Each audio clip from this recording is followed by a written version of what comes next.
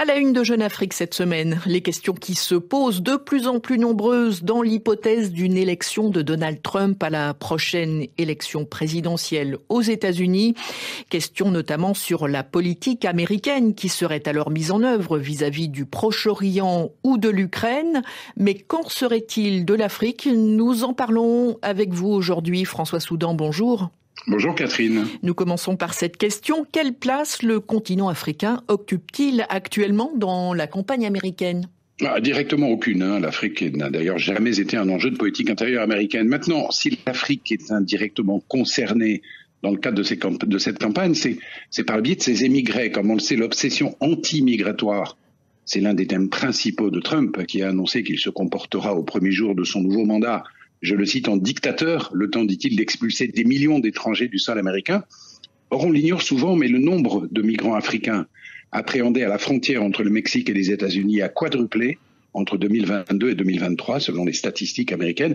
Ils utilisent de nouvelles routes de migration via le Nicaragua, qui est un pays qui n'exige pas de visa d'entrée pour les ressortissants originaires du continent.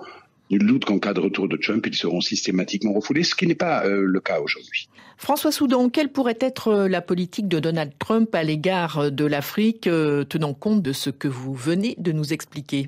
L'Afrique n'existe pas, ou si peu dans le monde, selon Trump, en dehors de sa partie nord-saharienne et de l'Afrique du Sud, qu'il considère d'ailleurs comme plutôt hostile. Pendant son mandat, vous vous en souvenez, il n'a reçu que 2 chefs d'État d'Afrique subsaharienne et à la Maison-Blanche, et sa politique africaine s'était résumée à un tropisme anti-chinois très marqué, à des tentatives répétées de diminution de l'aide au développement et à un démantèlement progressif de l'Africom, le commandement militaire pour l'Afrique. Globalement, Trump n'a pour ce continent de entre guillemets, pays de merde, un shit all countries, une expression qu'il avait employée devant un groupe de sénateurs en janvier 2018 et qui a fait scandale, aucun intérêt, aucune curiosité, une certaine dose de mépris, et rien n'indique que cela ait changé.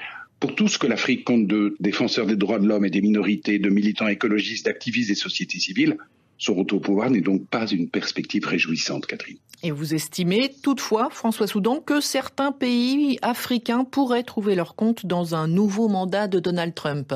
On pense d'abord au Maroc, la reconnaissance par les États-Unis de la souveraineté du royaume sur le Sahara occidental a été en décembre 2020 l'une des dernières décisions de l'administration Trump en politique étrangère.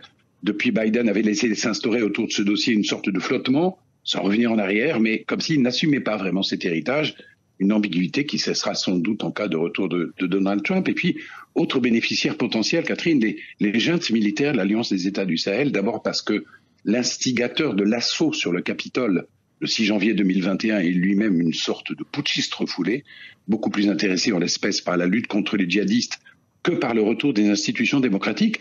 Ensuite, parce que les nouveaux amis russes des militaires au pouvoir pourraient bien tirer parti du probable dégel entre Washington et Moscou.